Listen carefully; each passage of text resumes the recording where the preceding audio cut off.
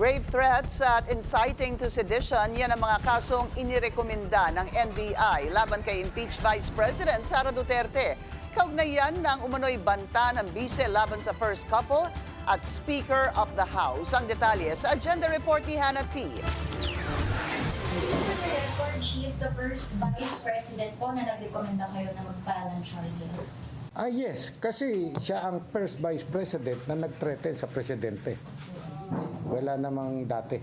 Matapos ang higit kumulang 2 buwang investigasyon, may sapat na raw na ebidensya ang NBI para magrekomenda ng mga kaso laban kay Vice President Sara Duterte. Grave threats at inciting to sedition ang posibleng harapin ni VP Duterte. Nag-ugat ang rekomendasyon ng NBI sa isang Zoom press conference ng bise noong November 2024. Doon niya sinabi na meron siyang kinausap na tao para patayin si Pangulong Bongbong Marcos, First Lady Liza Araneta Marcos at Speaker Martin Romualdez sakaling mapatay siya. Na-incite yung kanyang mga followers, yung mga ibang tao na para bang gusto na nilang mag-alsa. Yung threat niya ay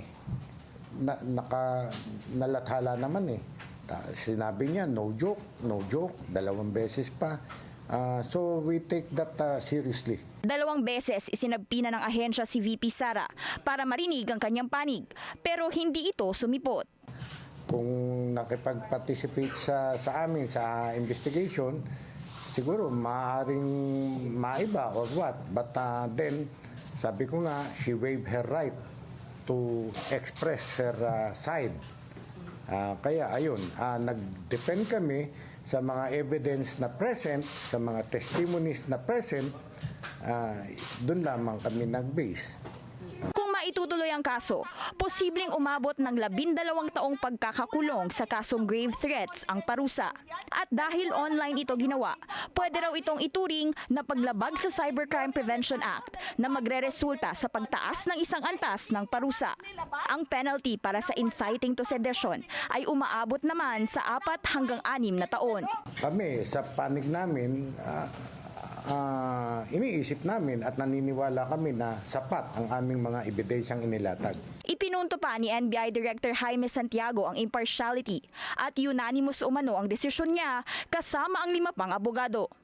Gusto ko ito yung manantili na pinagkakatiwalaan ng tao na kami ay apolitical, straightforward. Wala sa aming nag-utos, wala sa aming nagdikta kung ano ang dapat gawin sa kaso. Pero aminado ang NBI na nasa Department of Justice pa rin ang huling desisyon kung aaksyonan ng mga kaso. Kung ang DOJ ay makakita ng prima facie evidence that magkakaroon ng certainty of conviction, ipapile nila ang kaso. Pero kung walang certainty of conviction, maaaring maibasura rin yung kaso na aming inirecommend, ipinail. Hindi pa muna umano magsasalita ang National Prosecution Service para hindi ma-preempt ang resulta ng evaluation at maapektuhan ang karapatan ng sinumang partido. Ayon din sa NBI, nakadepende na sa DOJ ang timeline ng investigasyon. Hindi naman nasurpresa si VP Sara sa naging rekomendasyon ng NBI. Simple lang ang naging reaksyon nito na ipinadala sa media kanina at sinabing as expected. Laman din sa articles of impeachment laban kay VP Sara ang mga paratang na inciting to sedition at grave threats na inendorso ng higit 200 mambabatas mula sa mababang kapulungan. Para sa agenda, Hannah T. Bilyonaryo News Channel.